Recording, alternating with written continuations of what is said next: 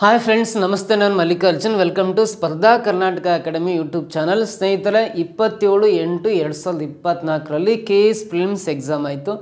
So ಈ KS prelims ಎಕ್ಸಾಮಲ್ಲಿ ಆ ಪ್ಯಾಟ್ರನ್ ಪ್ರಕಾರ ಪೇಪರ್ ಸೆಕೆಂಡಲ್ಲಿ 30 ಕ್ವೆಶನ್ಸ್ ಮೆಂಟಲ್ ಎಬಿಲಿಟಿ ಕೇಳಬೇಕಾಗಿತ್ತು. ಆದರೆ ಈ ಬಾರಿ ಕೇವಲ 11 ಪ್ರಶ್ನೆಗಳನ್ನು ಕೇಳಲಾಗಿದೆ. ಈ 11 ಪ್ರಶ್ನೆಗಳು ಯಾವ ರೀತಿ ಇದ್ದಾವೆ, ಆ ಪ್ರಶ್ನೆಗಳಿಗೆ ಯಾವ ರೀತಿ ಸಿಂಪಲಾಗಿ ಆನ್ಸರ್ ಮಾಡ್ಬೋದಿತ್ತು ಅಂತ ಈ ಕ್ಲಾಸಲ್ಲಿ ನಿಮಗೆ ಹೇಳ್ಕೊಡ್ತೀನಿ. ಸೊ ಹಾಗಾದರೆ ನೋಡಿರಿ, ಮೊದಲನೇ ಪ್ರಶ್ನೆ ಏನಿದೆ ಅಂತ ನೋಡ್ತಾ ಬನ್ನಿ. ಬ್ಲಡ್ ರಿಲೇಷನ್ಶಿಪ್ಗೆ ಸಂಬಂಧಪಟ್ಟಂಥ ಪ್ರಶ್ನೆ ಇದೆ ನೋಡ್ರಿ. ರಕ್ತ ಸಂಬಂಧ ಪರೀಕ್ಷೆ ಇದೆಯಲ್ಲ, ಈ ಕ್ವಶನ್ಗೆ ನಾವು ವಂಶವೃಕ್ಷ ಹಾಕೋಬೇಕು, ಫ್ಯಾಮಿಲಿ ಟ್ರೀ ಹಾಕೋಬೇಕು. ಈ ವಂಶವೃಕ್ಷ ಹಾಕೊಂಡ್ರೆ ಆ ಕ್ವಶನ್ಗೆ ಆನ್ಸರ್ ಮಾಡ್ತಾ ಬರ್ಬೋದು. ನೋಡ್ರಿ, ಎಯು ಸಿನ ತಾಯಿ ಅಂತಿದೆ. ಸಿಗೆ ತಾಯಿ ಯಾರಂದ್ರೆ ಎ. ವಂಶವೃಕ್ಷ ಹಾಕ್ಬೇಕಾದ್ರೆ ನಾವು ಯಾವಾಗಲೂ ಪೇರೆಂಟ್ಸನ್ನು ಮೇಲ್ಗಡೆ ಬರೀತೀವಿ, ಮಕ್ಕಳನ್ನು ಕೆಳಗಡೆ ಬರೀತೀವಿ. ಸೊ ಇಲ್ಲಿ ಎಯು ಸಿನ ತಾಯಿ ಅಂದರೆ ಎ ಅನ್ನೋರು ತಾಯಿ. ತಾಯಿ ಅಂದರೆ ಅವ್ರ ಫೀಮೇಲು ಮೈನಸ್ ಆಗ್ತೀನಿ. ಮೈನಸ್ ಅಂದರೆ ಅವರು ಮಹಿಳೆ ಅಂತ, ಫೀಮೇಲ್ ಅಂತ ಅರ್ಥ. ಎ ಅನ್ನೋರು ಯಾರ ತಾಯಿ ಅಂದರೆ ಸಿನ ತಾಯಿ ಎ. ಹಾಗಾಗಿ ಈ ಥರ ಬರೀತಾ ಇದೀನಿ. ಮತ್ತು ಡಿ ಯು ಬಿನ ಮಗ ಅಂತ ಇದೆ ಅಂದರೆ ಇಲ್ಲಿ ಡಿ ಮತ್ತು ಬಿನ ಇವರಿಬ್ಬರಿಗೆ ಎಲ್ಲಿ ಲಿಂಕ್ ಕೊಡೋದು ಗೊತ್ತಾಗ್ತಲ್ಲ. ಈ ಸೆಂಟೆನ್ಸ್ ಅಂಡರ್ ಪೆಂಡಿಂಗಲ್ಲಿ ನೆಕ್ಸ್ಟ್ ಬರೆಯೋಣಂತದನ್ನು. ಮುಂದೆ ಹೋದರೆ ಇಯು ಏನ ಸಹೋದರ ಅಂತಿದೆ. ಹೇಗೆ ಒಬ್ಬ ಸಹೋದರ ಇದ್ದಾರೆ, ಯಾರಂದರೆ ಇ ಅಂತ. ಇಯು ಏನ ಸಹೋದರ, ಹೇಗೆ ಸಹೋದರ ಯಾರು? ಈ ಸಹೋದರ ಅಂದರೆ ಪುರುಷ ಪ್ಲಸ್ ಬರಿತಾ ಇದೀನಿ, ಏನ ಸಹೋದರ. ನೋಡ್ರಿ, ಸಿಬ್ಲಿಂಗ್ಸನ್ನು ಸಿಂಗಲ್ ಲೈನ್ ಹಾಕಿ ಆರೋ ಮಾರ್ಕ್ ಹಾಕಿರ್ತೀನಿ. ಅವ್ರ ಸಿಬ್ಲಿಂಗ್ಸ್ ಒಡ ಹುಟ್ಟಿದವರು ಅಂತ ಅರ್ಥ. ಆಮೇಲೆ ಸಿ ಯು ಡಿನ ಸಹೋದರಿ ಆದರೆ ಸಿ ಯು ಡಿನ ಸಹೋದರಿ. ಸಿ ಏನರು ಡಿಗೆ ಸಹೋದರಿ ಅಂತ ಹೇಳಿದರೆ, ಸಹೋದರಿ ಅಂದರೆ ಅವರು ಫೀಮೇಲು ಮೈನಸ್ ಬರಿತಾನೆ. ಸಿ ಯು ಡಿಯ ಸಹೋದರಿ. ಬಿ ಯು ಹೀಗೆ ಹೇಗೆ ಸಂಬಂಧಿಯಾಗಿದ್ದಾನೆ ಅಂತ ಕೇಳಿದರೆ, ಬಿ ಯು ಹೀಗೆ ಹೇಗೆ ಸಂಬಂಧಿಯಾಗಿದ್ದಾನೆ ಅಂತ ಕೇಳಿದರೆ, ಆದರೆ ಈ ಸೆಂಟೆನ್ಸ್ನ ನಾವು ಬರ್ಕೊಂಡಿಲ್ಲ, ಅದನ್ನ ಬರ್ಕೊಂಬಿಡೋಣ. ಡಿ ಯು ಬಿನ ಮಗ ಅಂತ ಹೇಳಿದ್ದಾರೆ. ಈ ಡಿ ಏನಾರು ಬಿಗೆ ಮಗ ಆಗ್ಬೇಕಂದ್ರೆ ಬಿನ ಇಲ್ಲಿ ಬರ್ಕೊಂಡ್ರೆ, ಎ ಪಕ್ಕದಲ್ಲಿ ಬರ್ಕೊಂಡ್ರೆ ಡಿ ಏನಾರು ಬಿಗೆ ಮಗ ಆಗಿರ್ತಾರೆ. ಯಾಕಂದರೆ ಸಿ ಮತ್ತು ಡಿ ಏನಾರು ಒಡ್ಡೋಟ್ಟಿದವ್ರು ಆಗಿರೋದ್ರಿಂದ, ಸಿಬ್ಲಿಂಗ್ಸ್ ಆಗಿರೋದ್ರಿಂದ, ಸೊ ಎ ಮತ್ತು ಬಿ ಗಂಡ ಹೆಂಡತಿ ಆಗ್ತಾರೆ. ಬಿನ ಮೇಲ್ಗಡೆ ಬರ್ಕೋಬೇಕಾಗುತ್ತೆ. ಅವ್ರು ಮಹಿಳೆ ಯಾರು, ಅವ್ರು ಪುರುಷ ಅಂತ ತಗೋಬೇಕು. ಸೊ ಇವರಿಬ್ಬರಿಗೆ 2 ಜನ ಮಕ್ಕಳು, ಸಿ ಮತ್ತು ಡಿ. ಎ ಮತ್ತು ಬಿ ಗಂಡ ಹೆಂಡತಿ, ಇವರಿಗೆ ಸಿ ಮತ್ತು ಡಿ ಇಬ್ಬರು ಮಕ್ಕಳಿದ್ದಾರೆ. ಸಿ ಹೆಣ್ಮಗಳು, ಡಿ ಗಂಡು ಮಗ ಆದರೆ ಏನ ಸಹೋದರ ಈ ಆಗಿದ್ದಾರೆ. ಇಲ್ಲಿ ಪ್ರಶ್ನೆ ಕೇಳಿದಿರೋದು ಬಿ ಯು ಹೀಗೆ ಹೇಗೆ ಸಂಬಂಧಿ ಅಂತ. ಹೀಗೆ ಬಿ ಏನಾಗಬೇಕಂದ್ರೆ ಈನ ಸಹೋದರಿ ಎ, ಸಹೋದರಿಯ ಗಂಡ. ಸಹೋದರಿಯ ಗಂಡನ್ನ ನಾವೇನಂತ ಕರಿತೀವಿ ಅಂದರೆ ಬಾಮೈದ, ಬ್ರದರ್ ಇನ್ ಲಾ ಅಂತ ಇಂಗ್ಲೀಷಲ್ಲಿ ಕರಿತೀವಿ. ಸೊ ಹಾಗಾಗಿ ಆಪ್ಷನ್ ಸೆಕೆಂಡ್ ಒನ್ ಇದಕ್ಕೆ ಸರಿ ಉತ್ತರ ಆಗಿರುತ್ತೆ. ಗೊತ್ತಾಯ್ತಾ? ಸಿಂಪಲ್ ಕ್ವಶನು, ಬ್ಲಡ್ ರಿಲೇಷನ್ಶಿಪ್ಗೆ ಸಂಬಂಧಪಟ್ಟಂತೆ. ನೆಕ್ಸ್ಟ್ ಕ್ವಶನ್ ಬರೋಣ. ನೋಡಿರಿ, ಪರ್ಸೆಂಟೇಜ್ ಮೀನ್ಸ್ ಡಿವಿಷನ್ ಅಂತ. ಪರ್ಸೆಂಟೇಜ್ ಅಂದರೆ ಡಿವಿಷನ್ನು. ಅಟ್ ಮೀನ್ಸ್ ಅಡಿಷನ್ ಅಂತ. ಆಮೇಲೆ ಸ್ಟಾರ್ ಇದ್ದತ್ರ ಸಬ್ಟ್ರಾಕ್ಷನ್ ಸಿಂಬಲ್ ಹಾಕ್ಬೇಕು. ಆ್ಯಶ್ ಇದ್ದತ್ರ ಮಲ್ಟಿಪ್ಲಿಕೇಶನ್ ಸಿಂಬಲ್ ಹಾಕಿ ಸೊ ಇಲ್ಲಿ ಕೊಟ್ಟಿರ್ತಕ್ಕಂಥ ಒಂದು ಮ್ಯಾಥಮೆಟಿಕಲ್ ಇಕ್ವೇಷನ್ನ ಬೆಲೆ ಕಂಡುಹಿಡಿತಾ ಬರಬೇಕು.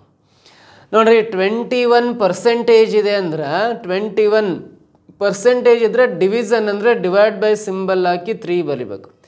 ಅಟ್ ಸಿಂಬಲ್ ಇದೆ, ಅಟ್ ಸಿಂಬಲ್ ಇದೆ ಅಂದರೆ ಅಡಿಷನ್ ಅಂತ ಅರ್ಥ, ಪ್ಲಸ್ ಹಾಕಿ 4 ಬರಿಬೇಕು. ಸ್ಟಾರ್ ಸಿಂಬಲ್, ಸ್ಟಾರ್ ಇದೆ ಅಂದರೆ ಸಬ್ಟ್ರಾಕ್ಷನ್ ಅಂತ ಅರ್ಥ, ಮೈನಸ್ ಹಾಕಿ 2 ಬರಿಬೇಕು. ಸೊ ಅಟ್ ಸಿಂಬಲ್ ಅಂದರೆ ಮತ್ತೆ ಅಡಿಷನ್ ಅಂತ ಪ್ಲಸ್ ಹಾಕಿ 9 ಬರಿಬೇಕು. ಆ್ಯಶ್ ಸಿಂಬಲ್ ಇದೆ ಅಂದರೆ ಇಲ್ಲಿ ಮಲ್ಟಿಪ್ಲಿಕೇಶನ್ ಅಂತ ಅರ್ಥ, ಇಂಟು ಹಾಕಿ 2 ಬರಿಬೇಕು. ಅಗೇನ್ ಅಟ್ ಸಿಂಬಲ್ ಇದೆ ಅಂದರೆ ಅಡಿಷನ್ನು ಪ್ಲಸ್ 8 ಬರಿಬೇಕು. ನೋಡಿರಿ, according to BODMAS rule, BODMAS ನಿಯಮದ ಪ್ರಕಾರ ಮೊದಲು ಡಿವಿಷನ್ ಮಾಡ್ಕೋಬೇಕು, ಭಾಗಾಕಾರ ಮಾಡ್ಕೋಬೇಕು. ಬಾಡ್ಮಾಸ್ ನಿಯಮಕ್ಕೆ ಫಸ್ಟ್ ಡಿವಿಷನ್ನು, ಆಮೇಲೆ ಮಲ್ಟಿಪ್ಲಿಕೇಶನು, ಆಮೇಲೆ ಅಡಿಷನ್ನು, ಲಾಸ್ಟಿಗೆ ಸಬ್ಟ್ರಾಕ್ಷನ್. ಈ ಆರ್ಡರ್ ವೈಸ್ ಬರೀಬೇಕು. ಮೊದಲು ಭಾಗಾಕಾರ, ಆಮೇಲೆ ಗುಣಾಕಾರ, ಆಮೇಲೆ ಸಂಕಲನ, ಲಾಸ್ಟಿಗೆ ವ್ಯವಕಲನ ಮಾಡ್ಕೋಬೇಕು. ಇದು ಬಾಡ್ಮಾಸ್ ನಿಯಮದ ಪ್ರಕಾರ ಈ ರೀತಿ ಕ್ಯಾಲ್ಕುಲೇಟ್ ಮಾಡಬೇಕು. ಫಸ್ಟ್ ಇಲ್ಲಿ ಡಿವೈಡ್ ಬೈ ಇದೆ ಅಂದರೆ 3ಇಂದ 21 ಡಿವೈಡ್ ಮಾಡಿ, ಆಮೇಲೆ 9 ಮತ್ತು 2ನ ಮಲ್ಟಿಪ್ಲಿಕೇಶನ್ ಮಾಡ್ಬೋದು. ಭಾಗಾಕಾರ ಆದಮೇಲೆ ನೆಕ್ಸ್ಟ್ ಗುಣಾಕಾರ. ಉಳಿದಿರೋ ಸಂಖ್ಯೆಗಳಲ್ಲಿ ಹಾಗೆ ಇರಲಿ. 3 7 21 ಕ್ಯಾನ್ಸಲ್ ಆಗುತ್ತಲ್ಲ, 7 ಬರುತ್ತೆ. ಪ್ಲಸ್ 4 ಮೈನಸ್ 2 ಪ್ಲಸ್ ಬರ್ಕೊಂಡು 9 × 2 18 ಬರುತ್ತೆ. ಲಾಸ್ಟಿಗೆ 8 ಬರೀತಾನೆ. ಸೊ ಈ ಭಾಗಾಕಾರ ಗುಣಾಕಾರ ಆದಮೇಲೆ ನೆಕ್ಸ್ಟ್ ಸಂಕಲನ ಅಂದರೆ ಯಾವಾಗ ಕೂಡಬೇಕು? 7 4 18 8 ಇವೆಲ್ಲ ಪ್ಲಸ್ ಚಿಹ್ನೆ ಇದಾವಲ್ಲ, ಈ 4 ಸಂಖ್ಯೆ ಕೂಡಬೇಕು. ಸೊ 7 + 4 11, 11 + 18 29, 29 + 8 37 ಆಗುತ್ತೆ, -2. 37 - 2 ಅಂದರೆ ಲಾಸ್ಟಿಗೆ ಸಬ್ಟ್ರಾಕ್ಷನ್ ಮಾಡಿರಿ 35 ಆನ್ಸರ್ ಬರುತ್ತೆ. 35 ಇಲ್ಲಿ ಸೆಕೆಂಡ್ ಆಪ್ಷನಲ್ಲಿದೆ, ಇದು ಸರಿ ಉತ್ತರ. ಇದು ಸಿಂಪಲ್ ಕ್ವಶನ್ನು, ಎಲ್ಲರೂ ಅಟೆಂಡ್ ಮಾಡ್ಬೋದು. ಈ ಕ್ವಶನ್ ಕೂಡ ಸುಲಭವಾಗಿದೆ. ನೆಕ್ಸ್ಟ್ ಪ್ರಶ್ನೆ ಬರೋಣ. A number reduced by 25% becomes 225. What percentage should it be increased so that it become 390 ಅಂತಿದೆ. ನೋಡಿರಿ, ಒಂದು ಸಂಖ್ಯೆನ 25% ಕಡಿಮೆ ಮಾಡಿದಾಗ ಅದು 225 ಆಗುತ್ತೆ ಅಂತ. ಅದು 390 ಆಗೋದಕ್ಕೆ ಶೇಕಡಾವಾರು ಎಷ್ಟನ್ನು ಹೆಚ್ಚಿಸಬೇಕು ಅಂತ ಕೇಳಿದ್ದಾರೆ. ನೋಡಿರಿ, ಯಾವುದೋ ಒಂದು ಸಂಖ್ಯೆ ಇದೆ, ಅದರಲ್ಲಿ 25% ಕಡಿಮೆ ಮಾಡಿದರೆ ಆ ಸಂಖ್ಯೆ 225 ಆಗುತ್ತೆ. ಒಂದು ವೇಳೆ ಆ ಸಂಖ್ಯೆ 390ಕ್ಕೆ ಹೆಚ್ಚಿಗೆ ಆಗಿದೆ ಅಂದರೆ ಎಷ್ಟು % ಇನ್ಕ್ರೀಸ್ ಆಗಿದೆ ಅಂತ ಫಸ್ಟು ಆ ಕ್ವಶನ್ ಅರ್ಥ ಆಗಲಿ. ಯಾವುದೋ ಒಂದು ನಂಬರ್ ಇದೆ, ಆ ನಂಬರ್ನ 25% ಕಡಿಮೆ ಮಾಡಿದರೆ 225 ಆಗುತ್ತೆ. ಸೊ 25% ಕಡಿಮೆ ಮಾಡಿದರೆ ಆ ಸಂಖ್ಯೆಯ 75% ಭಾಗ 225 ಅಂತ. 25% ಕಡಿಮೆ ಮಾಡಿದ್ದಾರೆ ಅಂದರೆ ಇನ್ನು ರಿಮೈನಿಂಗ್ 75% ನಂಬರ್ ಅಂದರೆ ಅದು 225ಗೆ ಸಮ ಆಗುತ್ತೆ. 75%ಗೆ 225 ಆದರೆ ಆ ಸಂಖ್ಯೆ ಯಾವುದು ಅಂತ ಕಂಡುಹಿಡಿಬೇಕಾದ್ರೆ 100% ಮಾಡ್ಕೋಬೇಕು. ಸೊ 75 ಅಂದರೆ 75 ಮೂಲೆ 225 ಕ್ಯಾನ್ಸಲ್, 100 × 3 ಅಂದರೆ ಆ ಸಂಖ್ಯೆ 300 ಅಂತ ಗೊತ್ತಾಯಿತು. ನೋಡ್ರಿ, ಆ ಸಂಖ್ಯೆ 300, 300ಕ್ಕೆ 25% ಅಂದರೆ 75 ಕಡಿಮೆ ಆಗಿ 225 ಆಗುತ್ತೆ. ಸೊ ಆ ಸಂಖ್ಯೆ 300 ಇದೆಯಲ್ಲ, ಈ 300 ಇರೋದು 390 ಆಗಿದೆ ಅಂದರೆ ಎಷ್ಟು ಜಾಸ್ತಿ ಆಗಿದೆ? 90 ಜಾಸ್ತಿ ಆಗಿದೆ. ಹಾಗಾದರೆ ಶೇಕಡ ಎಷ್ಟು % ಜಾಸ್ತಿ ಆಗಿದೆ ಅಂತ ನೋಡ್ರಿ. 300ಕ್ಕೆ 90 ಜಾಸ್ತಿ ಆಗಿದೆ ಅಂದರೆ 100ಕ್ಕೆ 30 ಜಾಸ್ತಿ ಆದಂಗೆ, 100ಕ್ಕೆ 30 ಜಾಸ್ತಿ ಆದಂಗೆ ಫಸ್ಟ್ ಆಪ್ಷನ್ ಕರೆಕ್ಟ್. ಅಥವಾ ಕ್ಯಾಲ್ಕುಲೇಟ್ ಮಾಡೋದಾದರೆ, ಸೊ ಇಲ್ಲಿ 300 ಇರೋದು 90 ಜಾಸ್ತಿ ಆಗಿ 390 ಆಗಿದೆ ಅಂದರೆ 300ಗೆ 90 ಇನ್ಕ್ರೀಸ್ ಆಗಿದೆ ಅಂದರೆ 100ಗೆ ಎಷ್ಟು ಅಂತ ಕಂಡುಹಿಡಿಬೇಕು. 100 ಅಂದರೆ 100 ಮೂರಲೆ 300 ಕ್ಯಾನ್ಸಲ್ ಆಗುತ್ತೆ, 3 3 9 0 ಪಕ್ಕ ಬರ್ಕೊಂಡ್ರೆ 30% ಇನ್ಕ್ರೀಸ್ ಆಗಿರುತ್ತೆ, 30% ಹೆಚ್ಚಾಗಿರುತ್ತೆ. ಫಸ್ಟ್ ಆಪ್ಷನ್ ಕರೆಕ್ಟ್ ಆಗುತ್ತೆ. ಇದು ಸಿಂಪಲ್ ಕ್ವಶನ್ನು, ಎಲ್ಲರೂ ಕೂಡ ಅಟೆಂಡ್ ಮಾಡ್ಬೋದು. ಈ ಪ್ರಶ್ನೆ ಏನು ಕಷ್ಟ ಇಲ್ಲ. ಓಕೆ, ಕ್ಲಿಯರಾ? ಸೊ ನೆಕ್ಸ್ಟ್ ಕ್ವಶನ್ ಬರೋಣ. So the fourth question, 5 boys are sitting on a bench near college auditorium to be photographed after a skit. Shamal is to the left of Rajesh and to the right of Bimal. Madhu is to the right of Rajesh. Ritesh is between Rajesh and Madhu, who is sitting immediate right to Ritesh ಅಂತ ಇದೆ. ನೋಡ್ರಿ, 5 ಹುಡುಗರು ಒಂದು ಸ್ಕಿಟ್ನ ತರುವಾಯ ಛಾಯಾ ಚಿತ್ರೀಕರಿಸಬೇಕೆಂದು college ಸಭಾಂಗಣದ ಹತ್ತಿರ ಒಂದು bench ಮೇಲೆ ಕುಳಿತಿರುವರು. ಶ್ಯಾಮಲ್ ರಾಜೇಶ್ನ ಎಡಕ್ಕೆ ಇದ್ದಾನೆ, ಭೀಮಲ್ ಬಲಕ್ಕೆ ಇದ್ದಾನೆ, ಮಧು ರಾಕೇಶ್ನ ಬಲಗಡೆ ಇದ್ದಾನೆ, ರಿತೇಶ್ ರಾಜೇಶ್ ಮತ್ತು ಮಧುವಿನ ನಡುವೆ ಇದ್ದಾನೆ.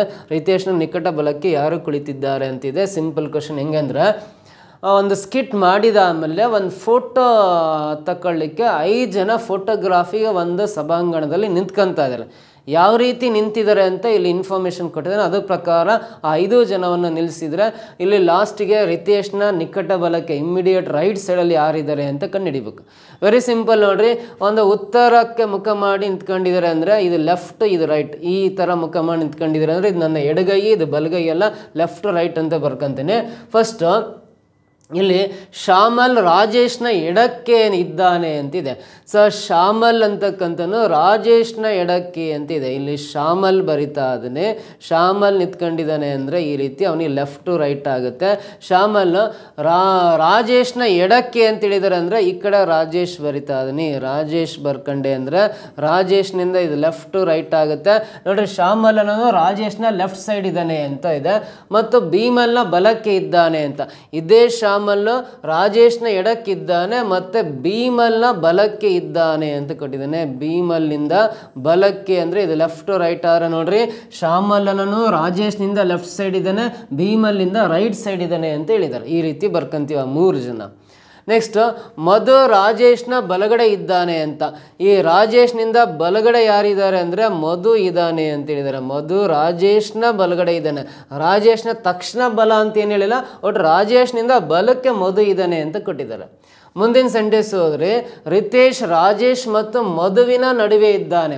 ರಿತೇಶನನು ಈ ರಾಜೇಶ್ ಮತ್ತು ಮಧು ಇವರಿಬ್ಬರು ನಡುವೆ ರಿತೇಶ್ ಇರ್ಬೇಕಂದ್ರೆ ಇಲ್ಲಿ ರಿತೇಶ್ ಬರಿಬೇಕಾಗತ್ತೆ, ಇಲ್ಲಿ ರಿತೇಶ್ ಬರಿಬೇಕಾಗತ್ತೆ. ರಿತೇಶ್ ಈ ರಾಜೇಶ್ ಮಧು ನಡುವೆ ಇದ್ದಾನೆ ಅಂದರೆ ಈ ರೀತಿ ಬರ್ಕೊಂತೀವಿ.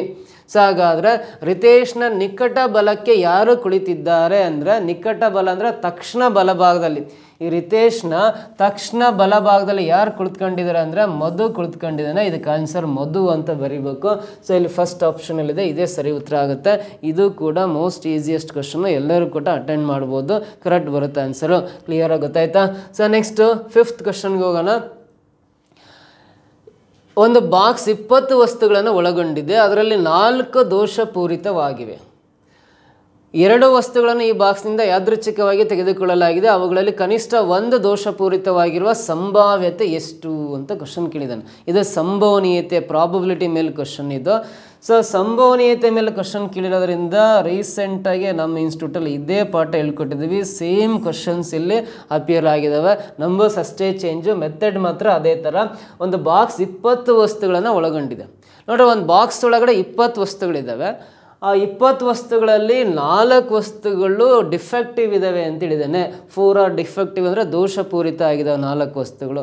ಟೋಟಲ್ ನೋಡ್ರಿ, 20ರಲ್ಲಿ 4 ವಸ್ತುಗಳು ಡಿಫೆಕ್ಟ್ ಇದ್ದಾವೆ ಅಂದರೆ ಇನ್ನು 16 ವಸ್ತುಗಳು ನಾನ್ ಡಿಫೆಕ್ಟ್ ಇದ್ದಾವೆ, 4 ವಸ್ತುಗಳು ಡಿಫೆಕ್ಟಿವ್ ಅಂದರೆ ದೋಷಪೂರಿತ ಆಗಿರೋ 14, ದೋಷಪೂರಿತ ಆಗದೇ ಇರೋ 16, ಎರಡು ಸೇರಿ ಟೋಟಲ್ 20 ವಸ್ತುಗಳಿದಾವೆ.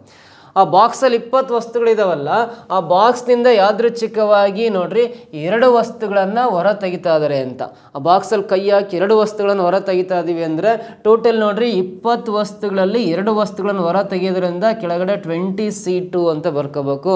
ಸಂಭವನೀಯತೆ ಕಂಡುಹಿಡಿಬೇಕಂದ್ರೆ ಟೋಟಲ್ 20 ವಸ್ತುಗಳಲ್ಲಿ 2 ವಸ್ತುಗಳನ್ನು ಸೆಲೆಕ್ಟ್ ಮಾಡ್ಕೊತೀವಲ್ಲ, ಡಿನಾಮಿನೇಟರ್ಲಿ 20C2 ಕಾಂಬಿನೇಷನ್ 2 ವಸ್ತುಗಳನ್ನ ಆಯ್ಕೆ ಮಾಡ್ಕೊತೀವಲ್ಲ, 20C2 ಅಂತ ಬರಿಬೇಕು.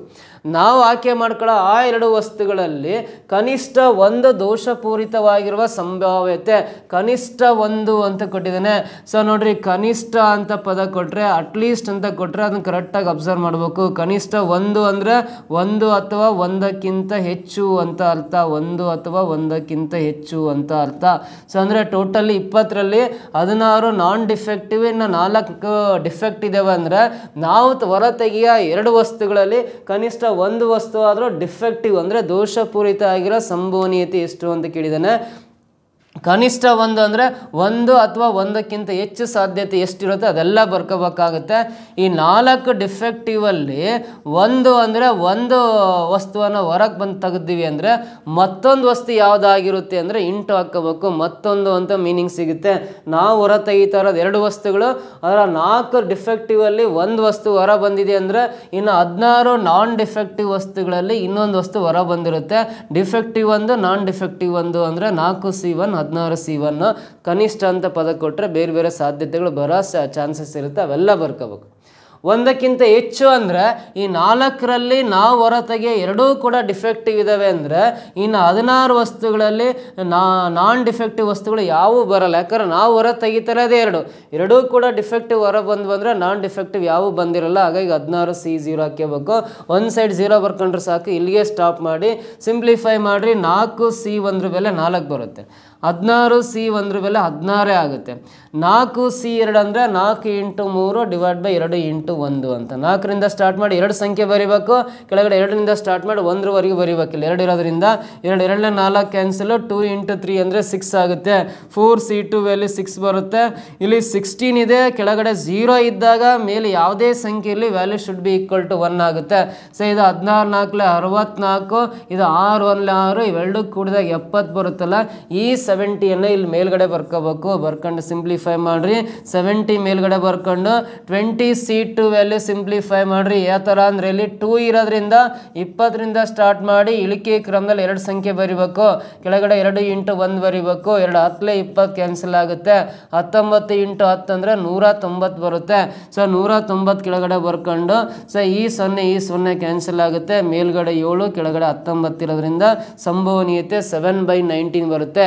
ಸೊ ನೋಡ್ರಿ, ಸಂಭವನೀಯತೆ ಪಾಠವನ್ನು ನೀಟಾಗಿ ಕಾನ್ಸೆಪ್ಟ್ ವೈಸ್ ಬೇಸಿಕ್ಕಿಂದ ಯಾರು ಚೆನ್ನಾಗಿ ಕಲಿತಾರೋ ಅವ್ರು 100% ಈ ಕ್ವಶನ್ಗೆ ಕರೆಕ್ಟ್ ಆನ್ಸರ್ ಮಾಡ್ತಾರೆ. ಸೊ 7/19 ಅನ್ನೋದು ಸೆಕೆಂಡ್ ಆಪ್ಷನಲ್ಲಿದೆ. This is the right answer. ಕ್ಲಿಯರಾಗಿ ಗೊತ್ತಾಯ್ತಾ? ಸೊ ನೆಕ್ಸ್ಟ್ ಕ್ವಶನ್ ನೋಡೋಣ. ಒಂದು ಪೆಟ್ಟಿಗೆ 2 ಬಿಳಿ ಚೆಂಡುಗಳು, 3 ಕಪ್ಪು ಚೆಂಡುಗಳು ಮತ್ತು 4 ಕೆಂಪು ಚೆಂಡುಗಳನ್ನು ಒಳಗೊಂಡಿದೆ. ಕನಿಷ್ಠ ಪಕ್ಷ 1 ಕಪ್ಪು ಚೆಂಡನ್ನು ಡ್ರಾನಲ್ಲಿ ಒಳಗೊಂಡಿರಬೇಕಾದರೆ ಪೆಟ್ಟಿಗೆಯಿಂದ 3 ಚೆಂಡುಗಳನ್ನು ಎಷ್ಟು ರೀತಿಯಲ್ಲಿ ತೆಗೆಯಬಹುದು ಅಂತ ಇದೆ. ಸೊ ಇದನ್ನು ಕಾಂಬಿನೇಷನ್ ಪಾಠ ಅಂತ ಕರಿತೀವಿ. ಕಾಂಬಿನೇಷನ್ ಅಂದರೆ ವಿಕಲ್ಪ ಅಂತ ಕರಿತೀವಿ. ಸೊ ಕಾಂಬಿನೇಷನ್ ಪಾಠದಲ್ಲಿ ನೋಡ್ರಿ, ಟೋಟಲಿ 2 ಬಿಳಿ ಬಣ್ಣದ ಚೆಂಡುಗಳಿದಾವೆ. ಒಂದು ಬಾಕ್ಸಲ್ಲಿ ವೈಟ್ ಕಲರ್ ಚೆಂಡು 2 ಇದ್ದಾವೆ. ಆಮೇಲೆ 3 ಬ್ಲ್ಯಾಕ್ ಕಲರ್ ಚೆಂಡಿದಾವೆ. ಕಪ್ಪು ಬಣ್ಣದ ಚೆಂಡುಗಳು 3 ಇದ್ದಾವೆ. ಆಮೇಲೆ 4 ಕೆಂಪು ಬಣ್ಣದ ಚೆಂಡುಗಳಿದೆ. 4 ಕೆಂಪು ಬಣ್ಣದ ಅಂದರೆ ಟೋಟಲ್ 4 3 7 7 2 9 ಚೆಂಡುಗಳು ಒಂದು ಬಾಕ್ಸಲ್ಲಿ ಇದಾವೆ. ಸೊ 9 ಚೆಂಡುಗಳಲ್ಲಿ ನೀವು ಯಾವುದಾದ್ರೂ 3 ಚೆಂಡುಗಳನ್ನು ಡ್ರಾ ಮಾಡ್ಬೇಕಂದ್ರೆ ಸೆಲೆಕ್ಟ್ ಮಾಡಬೇಕು ಅಂತ 3 ಚೆಂಡುಗಳನ್ನು ಆಯ್ಕೆ ಮಾಡ್ಕೋಬೇಕು. ನಾವು ಆಯ್ಕೆ ಮಾಡೋ 3 ಚೆಂಡುಗಳಲ್ಲಿ ಅಟ್ಲೀಸ್ಟ್ 1 ಈಸ್ ಬ್ಲ್ಯಾಕ್ ಅಂತೇಳಿದ್ದಾನೆ. ಕನಿಷ್ಠ 1 ಕಪ್ಪು ಬಣ್ಣದ್ದಿರಬೇಕು ಅಂತೇಳಿದ್ದಾನೆ. ಕನಿಷ್ಠ 1 ಅಂತ ಕೊಟ್ಟಾಗ 1 ಅಥವಾ 1ಕ್ಕಿಂತ ಹೆಚ್ಚು ಅಂತ 1 ಅಥವಾ 1ಕ್ಕಿಂತ ಹೆಚ್ಚು ಅಂತ ಕನಿಷ್ಠ 1 ಅಂತ ಕೊಟ್ಟರೆ 1 ಅಥವಾ 1ಕ್ಕಿಂತ ಹೆಚ್ಚು ಅಂತ ಬರ್ಕೋಬೇಕು. ಸೊ ನೋಡ್ರಿ, ಇಲ್ಲಿ ಟೋಟಲಿ 9 ಬಾಲ್ಸ್ ಇದ್ದಾವೆ. ನಾವು ಹೊರ ತೆಗಿತಾ ಇರೋದು 3 ಬಾಲ್ಸ್. ಆ 3ರಲ್ಲಿ ಕನಿಷ್ಠ 1 ಕಪ್ಪು ಚೆಂಡು ಇರಬೇಕು ಅಂತ ಹೇಳಿದಾನೆ. ಸೊ ನೋಡ್ರಿ, ಕಪ್ಪು ಚೆಂಡಿರೋವಿಲ್ಲಿ ಟೋಟಲಿ 3 ಕಪ್ಪು ಚೆಂಡುಗಳಿದಾವೆ. ನಾನು ಆ 3 ಕಪ್ಪು ಚೆಂಡುಗಳಲ್ಲಿ 1 ಕಪ್ಪು ಚೆಂಡನ್ನು ಹೊರ ತೆಗೆದೆ ಅಂದರೆ ಇನ್ನು 2 ವೈಟು 4 ರೆಡ್ಡು ಅಂದರೆ ಟೋಟಲ್ 2 + 4 6 ಬಾಲ್ ಇರ್ತಾವಲ್ಲ. ಇನ್ನು ಉಳಿದ 6 ಬಾಲ್ಗಳಲ್ಲಿ ಇನ್ನು 1 ಚೆಂಡು ಯಾವ ಕಲರ್ ಆದರೂ ಆಗಿರ್ಬೋದು. ಹಾಗೆ 6C1. ಯಾಕಂದರೆ ನಾವು ಹೊರ ತೆಗಿತಾ ಇರೋದು 6C2 3 ಚೆಂಡುಗಳಲ್ಲ. ಅದರಲ್ಲಿ 1 ಕಪ್ಪು ಚೆಂಡು ಇದೆ ಅಂದರೆ ಇನ್ನು 6 2 ಬಿಳಿ 4 ಕೆಂಪು ಸೇರಿ 6 ಚೆಂಡುಗಳಲ್ಲಿ ಯಾವಾದರೂ 2 ಚೆಂಡುಗಳು ಹೊರ ಬರ್ಬೋದು. ಇವು ಬೇರೆ ಕಲರ್ನ 2 ಕಪ್ಪು 1 ಅದಕ್ಕೆ ಸೇರಿ ಟೋಟಲ್ 3 ಚೆಂಡುಗಳಾಗ್ತವೆ. ಕನಿಷ್ಠ 1 ಆಯ್ತಾ. 1ಕ್ಕಿಂತ ಹೆಚ್ಚು ಅಂದರೆ 3ರಲ್ಲಿ 2 ಕಪ್ಪು ಚೆಂಡುಗಳು ಹೊರ ಬಂದ್ವು ಅಂದರೆ ಉಳಿದ 6 ಚೆಂಡುಗಳಲ್ಲಿ ಯಾವ್ದಾದ್ರು 1 ಚೆಂಡು ಹೊರ ಬರಬೇಕು. 2 ಕಪ್ಪು 1 ಬೇರೆ ಕಲರ್ ಸೇರಿ 3 ಚೆಂಡುಗಳು ಹೊರ ಬಂದ್ವು. ಸೊ ಒಂದು ವೇಳೆ 1ಕ್ಕಿಂತ ಹೆಚ್ಚು ಅಂದರೆ 3 ಕಪ್ಪು ಚೆಂಡುಗಳಲ್ಲಿ 3 ಕಪ್ಪು ಚೆಂಡುಗಳನ್ನು ಸೆಲೆಕ್ಟ್ ಮಾಡಿದ್ವಿ ಅಂದರೆ ಇನ್ನು 6 ಉಳಿದ ಕಲರ್ನ ಚೆಂಡುಗಳಲ್ಲಿ ಯಾವುದು ಹೊರ ಬರಲ್ಲ. ಯಾಕಂದ್ರೆ ನಾವು ಸೆಲೆಕ್ಟ್ ಮಾಡ್ತಿರೋದೇ ಟೋಟಲಿ 3 ಚೆಂಡುಗಳು. 3 ಕೂಡ ಕಪ್ಪು ಆಗಿದ್ವು ಅಂದರೆ ಬೇರೆ ಕಲರ್ನ ಯಾವೂ ಇರಲ್ಲ. ಅದಕ್ಕೋಸ್ಕರ 0 ಅಂತ ಬರಿಬೇಕು. ಕನಿಷ್ಠ ಅಂತ ಕೊಟ್ಟಾಗ 1ಕ್ಕಿಂತ ಹೆಚ್ಚು ಸಾಧ್ಯತೆಗಳು ಎಲ್ಲ ಥರ ಏನಿದೆಯಲ್ಲ ಅದೆಲ್ಲ ಬರ್ಕೋಬೇಕು. 3C1 ಬೆಲೆ ಸಿಂಪ್ಲಿಫೈ ಮಾಡಿದ್ರೆ 3 ಬರುತ್ತೆ. 6C2 ಬೆಲೆ ಎಷ್ಟು ಬರುತ್ತೆ ಅಂದರೆ 15 ಬರುತ್ತೆ. 3C2 ಬೆಲೆ 3 ಬರುತ್ತೆ. 6C1 ಬೆಲೆ 6 ಬರುತ್ತೆ. 3C3 ಮೇಲೆ ಕೆಳಗಡೆ ಸೇಮ್ ನಂಬರ್ ಇದ್ದಾರೆ, ವ್ಯಾಲ್ಯೂ 1. ಇಲ್ಲಿ 0 ಇದ್ದಾಗ ಮೇಲೆ ಯಾವುದೇ ಸಂಖ್ಯೆ ಇದ್ರೂ ವ್ಯಾಲ್ಯೂ 1 ಆಗುತ್ತೆ. 15 3 45 ಬರುತ್ತೆ. 6 3 18 ಬರುತ್ತೆ. 1 1 1 ಬರುತ್ತೆ. ಇವೆಲ್ಲ ಸಂಖ್ಯೆ ಕೂಡ್ರಿ ಟೋಟಲಿ 64 ಆಗುತ್ತೆ. ಸೊ 64 ಅನ್ನೋದು ಸೆಕೆಂಡ್ ಆಪ್ಷನಲ್ಲಿ ಇಲ್ಲ. ದಿಸ್ ಈಸ್ ದ ಆನ್ಸರ್ ಅಂತ ಕರಿತೀವಿ. ಇದು ಕಾಂಬಿನೇಷನ್ ವಿಕಲ್ಪ ಸಂಬಂಧಪಟ್ಟಂತೆ ಪ್ರಶ್ನೆ. ಸೊ ಇದು ಕೂಡ ಈಸಿ ಕ್ವಶನ್, ಅಟೆಂಡ್ ಮಾಡ್ಬೋದು. ಆನ್ಸರ್ ಸೆಕೆಂಡ್ ಆಪ್ಷನಲ್ಲಿದೆ. ಕ್ಲಿಯರಾ? ನೆಕ್ಸ್ಟ್ ಕ್ವಶನ್ ಬರೋಣ.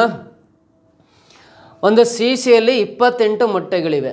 ಅವುಗಳಲ್ಲಿ 8 ಮೊಟ್ಟೆಗಳು ಕೊಳೆತು ಹೋಗಿವೆ. 2 ಮೊಟ್ಟೆಯನ್ನು ಯಾದೃಚ್ಛಿಕವಾಗಿ ಆಯ್ಕೆ ಮಾಡಿದರೆ ಕನಿಷ್ಠ ಪಕ್ಷ 1 ಮೊಟ್ಟೆ ಕೊಳೆತು ಹೋಗಿರುವ ಸಂಭವನೀಯತೆ ಎಷ್ಟು? ಕನಿಷ್ಠ ಪಕ್ಷ ಅಂತ ಕೇಳಿದಾನೆ. ಎಲ್ಲ ತಗ ಕನಿಷ್ಠ ಅಂತ ಪದನೇ ಯೂಸ್ ಮಾಡಿದ್ದಾನೆ. ಟೋಟಲಿ 28 ಮೊಟ್ಟೆಗಳಲ್ಲಿ 8 ಮೊಟ್ಟೆ ಕೊಳ್ತಾಗಿದ್ದಾವೆ. ಇನ್ನು 20 ಮೊಟ್ಟೆ ಚೆನ್ನಾಗಿರೋವಿದ್ದಾವೆ ಅಂತ. ಚೆನ್ನಾಗಿರೋ ಅಂದರೆ ಪ್ಲಸ್ ಬರೀತೀನಿ, ಕೆಟ್ಟೋಗಿರೋ ಅಂದರೆ ಮೈನಸ್ ಬರೀತೀನಿ. 28 ಮೊಟ್ಟೆ ಇದಾವೆ ಒಂದು ಟ್ರೇ ಒಳಗಡೆ. ಅಲ್ಲಿ 20 ಚೆನ್ನಾಗಿರೋದ್ರೆ 8 ಮೊಟ್ಟೆಗಳು ಕೊಳ್ತೋಗಿದ್ದಾವೆ ಅಂತ ಹೇಳಿದಾನೆ. ಸೊ ಅಲ್ಲಿ ಸಂಭವನೀಯತೆ ಕಂಡುಹಿಡಿಬೇಕು. ಸಂಭವನೀಯತೆ ಕಂಡುಹಿಡಿಬೇಕಾದ್ರೆ ಟೋಟಲಿ ಒಂದು ಪೆಟ್ಟಿಗೆಲಿರ್ತಕ್ಕಂಥ 28 ಮೊಟ್ಟೆಗಳಲ್ಲಿ ಎಷ್ಟು ಮೊಟ್ಟೆಗಳನ್ನು ಡ್ರಾ ಮಾಡ್ತದಲ್ಲ ಅಂದರೆ, if 2 eggs are chosen at random, 2 ವಸ್ತುಗಳನ್ನು ಆಯ್ಕೆ ಮಾಡ್ಕೊತಾನೆ ಅಥವಾ 2 ಎಗ್ಗಳನ್ನು ಆಯ್ಕೆ ಮಾಡ್ಕೊತಾನೆ ಅಂದರೆ 28 ಮೊಟ್ಟೆಗಳಿದ್ದಾವೆ. ನಾವು ಹಿಂಗೆ ಕೈಯಾಗಿ ಬಾಕ್ಸ್ ಒಳಗಡೆ 2 ಮೊಟ್ಟೆಗಳನ್ನು ಹೊರ ತೆಗಿತಾ ಇದೀವಿ ಅಂದರೆ 28C2 ಅಂತ ಬರಿಬೇಕು. 28ರಲ್ಲಿ 2 ಮೊಟ್ಟೆಗಳನ್ನು ಸೆಲೆಕ್ಟ್ ಮಾಡೋದ್ರಿಂದ 28C2 ಅಂತ ಬರ್ಕೊಂಡು ನಾವು ಹೊರ ತೆಗೆಯೋ ಈ 2 ಮೊಟ್ಟೆಗಳಲ್ಲಿ ಕನಿಷ್ಠ 1 ಮೊಟ್ಟೆ ಕೊಳೆತು ಹೋಗಿರೋ ಸಂಭವನೀಯತೆ ಎಷ್ಟು ಅಂತ ಕೇಳಿದ್ದಾನೆ. ಕನಿಷ್ಠ 1 ಅಂತ ಕೇಳಿದ್ದಾನೆ. ಕನಿಷ್ಠ 1 ಅಂತ ಕೇಳಿದಾಗ ಈಗ ತಾನೇ ಪ್ರೀವಿಯಸ್ ಕ್ವಶನ್ಸಲ್ಲಿ ಹೇಳ್ಕೊಟ್ಟಿದ್ದೀನಿ 1 ಅಥವಾ 1ಕ್ಕಿಂತ ಹೆಚ್ಚು ಅಂತ ಅರ್ಥ. ಸೊ 1 ಅಥವಾ 1ಕ್ಕಿಂತ ಹೆಚ್ಚು ಅಂತ ಅರ್ಥ. ಸೊ ನೋಡ್ರಿ, ಕನಿಷ್ಠ 1 ಮೊಟ್ಟೆ ಕೊಳೆತು ಹೋಗಿರೋ ಸಂಭವನೀಯತೆ ಅಂದರೆ ಕೊಳೆತು ಹೋಗಿರೋ ಮೊಟ್ಟೆಗಳು 8 ಇದಾವೆ. ಆ 8ರಲ್ಲಿ ಯಾವುದಾದ್ರೂ ಒಂದು ಕೊಳ್ತೋಗಿರೋ ಮೊಟ್ಟೆ ಹೊರ ಬಂದಿದೆ ಅಂದರೆ ಇನ್ನು ಉಳಿದ ಎಷ್ಟು 20 ಮೊಟ್ಟೆಗಳಲ್ಲಿ ಮತ್ತೊಂದು ಯಾವುದಾದ್ರು ಹೊರ ಬಂದಿರುತ್ತೆ. ಯಾಕಂದ್ರೆ ನಾವು ಹೊರ ತೆಗೆದ 2 ಮೊಟ್ಟೆಗಳೆಲ್ಲ ಒಂದು ಕೆಟ್ಟೋಗಿರೋದು ಬಂದಿದೆ ಅಂದರೆ ಇನ್ನು ಉಳಿದ 20 ಚೆನ್ನಾಗಿರೋ ಮೊಟ್ಟೆಗಳಲ್ಲಿ ಇನ್ನೊಂದು ಹೊರ ಬಂದಿರುತ್ತೆ. ಆವಾಗ ಇದೊಂದು ಸೇರಿ 2 ಮೊಟ್ಟೆಗಳಿಗೆ ಸಮ ಆಗುತ್ತೆ. ಕನಿಷ್ಠ 1 ಅಂತ ಹೇಳಿದಾಗ 1ಕ್ಕಿಂತ ಹೆಚ್ಚು ಅಂದರೆ ಆ 8 ಕೊಳ್ತೋಗಿರೋದ್ರಲ್ಲಿ 2 ಕೂಡ ಕೊಳ್ತೋಗಿರೋವೇ ಬಂದಿದ್ದಾವೆ ಅಂದರೆ ಇನ್ನು 20 ಒಳ್ಳೆಯ ಮೊಟ್ಟೆಗಳಲ್ಲಿ ಯಾವುದು ಕೂಡ ಹೊರ ಬರೋಲ್ಲ. ಯಾಕಂದ್ರೆ ನಾವು ಹೊರ ತೆಗಿರೋದು 2 ಮೊಟ್ಟೆಗಳು ಮಾತ್ರ, ಇಲ್ಲಿ 2 ಇದ್ದಾವೆ ಸಾಕು. ಇಲ್ಲಿ ಒಂದು ಸೈಡ್ 0 ಬಂದರೆ ಮುಂದೆ ಕಂಟಿನ್ಯೂ ಮಾಡೋ ಅವಶ್ಯಕತೆ ಇಲ್ಲ. 8C ಒಂದ್ರ ಬೆಲೆ 8, 20C ಒಂದ್ರ ವ್ಯಾಲ್ಯೂ 20 ಬರುತ್ತೆ.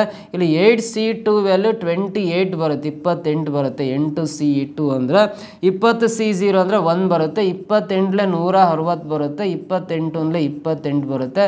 ಇವೆರಡನ್ನೂ ಕೂಡಿದಾಗ 188 ಬರುತ್ತೆ, 188 ಬರುತ್ತೆ. ಸೊ ನೋಡ್ರಿ, ಆ 188ನ ಇಲ್ಲಿ ಮೇಲ್ಗಡೆ ಹಾಕ್ಕೊಂಡು ಸಿಂಪ್ಲಿಫೈ ಮಾಡ್ಕೋಬೇಕು. ಸಿಂಪ್ಲಿಫೈ ಯಾವಾಗ ಕ್ಯಾನ್ಸಲ್ ಆಗಿ ಹೋದ್ರೆ ಕ್ಯಾನ್ಸಲ್ ಮಾಡ್ಕೋಬೇಕು. ಸೊ 188 ಮೇಲೆ ಇರಲಿ. 28C2 ವ್ಯಾಲ್ಯೂ ಅಂದರೆ 28C2 ಸಿಂಪ್ಲಿಫೈ ಮಾಡಿರಿ. 28 ಇಂಟು ಹಿಂದಿನ ಸಂಖ್ಯೆ 27 ಡಿವೈಡ್ ಬೈ 2 ಇರೋದ್ರಿಂದ 2 ಇಂಟು 1. ಇಲ್ಲಿ 2 ಇದೆ ಅಂದರೆ 2 ನಂಬರ್ಸ್ ಮಾತ್ರ ಬರೀಬೇಕು. ಸೊ ಇಲ್ಲಿ 2 ಇರೋದ್ರಿಂದ ಇಳಿಕೆ ಕ್ರಮದಲ್ಲಿ 2 ನಂಬರ್ಸ್ ಬದಲು ಕೆಳಗಡೆ 2 ಇಂಟು 1 ಬರೀಬೇಕು. 2 1ಲೆ 2 4ಲೆ 8 ಕ್ಯಾನ್ಸಲ್ ಆಗುತ್ತೆ. ಸೊ ಅಲ್ಲಿ 14 ಇಂಟು 27 ಇದೆಯಲ್ಲ, 14 ಇಂಟು 27 ಹಾಗೆ ಬರ್ಕೊಳ್ರಿ. ಇದು 2 7ಲೆ 14, 2 9ಲೆ 18, 2 4ಲೆ 8 ಕ್ಯಾನ್ಸಲ್ ಆಗುತ್ತೆ. ಮೇಲ್ಗಡೆ 94, ಕೆಳಗಡೆ 7 7ಲೆ 49, ದಶಕ 4, 7 2 14 ಪ್ಲಸ್ 4 18, 94/189 ಬರುತ್ತೆ. 94/189 ಅಂತ ಮೊದಲನೇ ಆಪ್ಷನಲ್ಲಿ ಇದೆ ನೋಡ್ರಿ.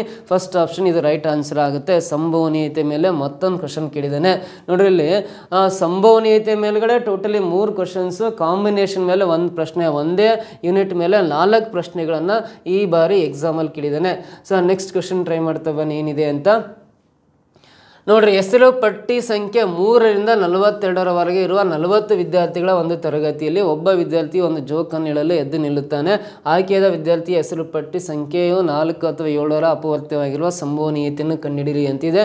ಸಿಂಪಲ್ ನೋಡ್ರಿ. ಇಂದಿಯ class of 40 students with roll numbers 3 to 42 ಅಂದರೆ 3ರಿಂದ 42 ತನಕ ರೋಲ್ ನಂಬರ್ಸ್ ಹೊಂದಿರೋ 40 ವಿದ್ಯಾರ್ಥಿಗಳು ಒಂದು ಕ್ಲಾಸಲ್ಲಿ ಇದ್ದಾರೆ ಅಂತ. 3ಇಂದ ಸ್ಟಾರ್ಟ್ ಆಗಿರೋ ರೋಲ್ ನಂಬರು 1ಇಂದ ಸ್ಟಾರ್ಟ್ ಆಗಿಲ್ಲ. ಸೊ 3ಇಂದ 42ವರೆಗೂ ರೋಲ್ ನಂಬರ್ಸ್ ಇರೋ 40 ಸ್ಟೂಡೆಂಟ್ಸ್ ಇದ್ದಾರೆ. ಅದರಲ್ಲಿ 1 ಸ್ಟೂಡೆಂಟ್ಸ್ನ ಪಿಕ್ ಮಾಡ್ತಾರೆ ಜೋಕ್ ಹೇಳಲಿಕ್ಕೆ, ಒಬ್ಬ ಸ್ಟೂಡೆಂಟ್ಸ್ನ ಪಿಕ್ ಮಾಡ್ತಾರೆ. ಫಾರ್ ಎಕ್ಸಾಂಪಲ್ 3ರಿಂದ 42 ತನಕ ಒಂದು ಸಣ್ಣ ಸಣ್ಣ ಚೀಟಿಗಳಲ್ಲಿ ನಂಬರ್ಸ್ ಬರೆದು ಒಂದು ಡಬ್ಬಿಯಲ್ಲಿ ಹಾಕಿಡೋಣ. ಒಂದು ಚೀಟಿ ಹೊರ ತೆಗಿತಾ ಇದೀವಿ, ಅದನ್ನ ಓಪನ್ ಮಾಡಿರಿ, ಯಾವ ರೋಲ್ ನಂಬರ್ ಇರುತ್ತೋ ಆ ವಿದ್ಯಾರ್ಥಿ ಎದ್ದು ನಿಂತು ಒಂದು ಜೋಕ್ ಹೇಳ್ಬೇಕು ಅನ್ನೋದು ಕ್ವಶನ್. ಸೊ ಈ ಪ್ರಶ್ನೆಯಲ್ಲಿ ಆ ಸೆಲೆಕ್ಟ್ ಮಾಡಿರೋ ನಂಬರ್ ಇರುತ್ತಲ್ಲ ಅದು 4 ಅಥವಾ 7ರ ಅಪವರ್ತ್ಯ ಆಗಿರುವ ಸಂಭವನೀಯತೆ ಕೇಳಿದ್ದಾನೆ. ಆ ಜೋಕ್ ನಿಲ್ಲಕ್ಕೆ ಎದ್ದು ನಿಲ್ತಾನ ವಿದ್ಯಾರ್ಥಿ, ಅವನಲ್ಲಿರೋ ಸಂಖ್ಯೆ 4 ಅಥವಾ 7ರ ಅಪವರ್ತ್ಯ ಆಗಿರೋ ಸಂಭವನೀಯತೆ ಎಷ್ಟು ಅಂತ ಕೇಳಿದ್ದಾನೆ. ಸೊ ಇದಕ್ಕೆ ಸಂಭವನೀಯತೆ ಕಂಡುಹಿಡಿಬೇಕಂದ್ರೆ P(E) ಟೋಟಲಿ 40 ಜನ ಸ್ಟೂಡೆಂಟ್ಸ್ ಇದ್ದಾರೆ. ಅದರಲ್ಲಿ ಪಿಕ್ ಮಾಡ್ತಿರೋದು ಒಬ್ಬ ಸ್ಟೂಡೆಂಟ್ನ ಜೋಕ್ ಮಾಡಲಿಕ್ಕೆ, ಅದಕ್ಕೋಸ್ಕರ 40C1 ಅಂತ ಬರೀಬೇಕು. ಸೊ ಆ ವಿದ್ಯಾರ್ಥಿಯ ರೋಲ್ ನಂಬರು 4 ಅಥವಾ 7ರ ಅಪವರ್ತ್ಯವಾಗಿರ್ಬೇಕಂದ್ರೆ 4ರ ಅಪವರ್ತ್ಯಗಳು ಯಾವ್ಯಾವ ಸಂಖ್ಯೆಗಳಿದ್ದಾವೆ ಅಂತ ಬರ್ಕೋಬೇಕು. 4ರ ಅಪವರ್ತ್ಯಗಳನ್ನು ಹೊಂದಿರೋ ಸಂಖ್ಯೆಗಳು ಯಾವುವು ಅಂತ ಬರೆಯೋಣ. ಸೊ 4 ಆದಮೇಲೆ 8, 8 ಆದಮೇಲೆ 12, 12 ಆದಮೇಲೆ 16, ಆಮೇಲೆ 20, 20 ಆದಮೇಲೆ 24, 24 ಆದಮೇಲೆ 28, 32, ನೆಕ್ಸ್ಟ್ 36, ಲಾಸ್ಟಿಗೆ 40. ಯಾಕಂದ್ರೆ 44 ಬರೆಯೋಂಗಿಲ್ಲ. 44 ಯಾಕೆ ಬರೆಯೋಂಗಿಲ್ಲ ಅಂದರೆ ಲಾಸ್ಟ್ ರೋಲ್ ನಂಬರ್ 42 ಲಾಸ್ಟ್ ಇರೋದು. ಸೊ 7ರ ಅಪವರ್ತ್ಯಗಳಂದರೆ 7ರ ಮಗ್ಗಿಲ್ ಬರೋ ಸಂಖ್ಯೆಗಳು ಯಾವುವು ಅಂತ ಗೊತ್ತಿರಬೇಕು. 7ರ ಅಪವರ್ತ್ಯಗಳಂದರೆ 7ರ ಮಗ್ಗಿಲ್ ಬರೋ ಸಂಖ್ಯೆಗಳು. ಸೊ 7, 14, 14 ಆಮೇಲೆ 21, 21 ಆಮೇಲೆ 28, 28 ಆಮೇಲೆ 35, ಅದಾದಮೇಲೆ 42 7ರ ಮಗ್ಗಿಲ್ ಬರೋ ಸಂಖ್ಯೆಗಳು. ಸೊ ಆ ಸಂಖ್ಯೆಗಳು 4ರ ಅಥವಾ 7ರ ಅಪವರ್ತ್ಯಗಳಾಗಿರೋ ಸಂಭವನೀಯತೆ ಅಂದರೆ 4ರ ಅಪವರ್ತ್ಯಗಳಲ್ಲಿ 1, 2, 3, 4, 5, 6, 7, 8, 9, 10 ಸಂಖ್ಯೆ ಇದಾವೆ. 4ರ ಅಪವರ್ತ್ಯಗಳಾಗಿರತಕ್ಕಂಥ 10 ಸಂಖ್ಯೆಗಳಿದಾವಲ್ಲ. ಸೊ ಆ ಒಂದು ಸಂಖ್ಯೆ ಹೊರ ಬರೋದು 10ರಲ್ಲಿ ಯಾವುದಾದ್ರು 1 ಆಗಿರ್ಬೋದು. 10C1 ಬರಿಬೇಕು. ಸೊ ಇಲ್ಲಿ ಅಥವಾ ಅಂತಿರೋದ್ರಿಂದ ಪ್ಲಸ್ ಹಾಕೋಬೇಕು. 7ರ ಅಪವರ್ತ್ಯಗಳಾಗಿರ್ಬೇಕಂದ್ರೆ ಸೊ ಇಲ್ಲಿ 1 2 3 4 5 6 ಸಂಖ್ಯೆಗಳಿದಾವೆ 7ರ ಅಪವರ್ತ್ಯ ಇರ್ತಕ್ಕಂಥವು. ಆದರೆ ನಾವು 6 ಬರೆಯಂಗಿಲ್ಲ. 5C1 ಆ ಒಂದು ಸಂಖ್ಯೆ 7ರ ಅಪವರ್ತ್ಯ ಆಗಿರ್ಬೇಕಾದ್ರೆ ಟೋಟಲ್ 6 ಸಂಖ್ಯೆಗಳಿದಾವೆ. ಆದರೂ 5C1 ಯಾಕೆ ಬರದೆ ಅಂದರೆ ಆಲ್ರೆಡಿ ಈ 28 4ರ ಅಪವರ್ತ್ಯಗಳಲ್ಲಿ ಸೇರ್ಕೊಂಡಿರೋದ್ರಿಂದ ಮತ್ತೆ ಕೌಂಟ್ ಮಾಡಿದ್ರೆ ರಿಪೀಟ್ ಆಗುತ್ತೆ. ಅದಕ್ಕೋಸ್ಕರ ಅದನ್ನು ಬಿಟ್ಟು ಇನ್ನು ಉಳಿದ 5 ಸಂಖ್ಯೆಗಳಲ್ಲಿ ಯಾವುದಾದ್ರು ಒಂದಾಗಿರ್ಬೇಕು 7ರ ಅಪವರ್ತ್ಯ.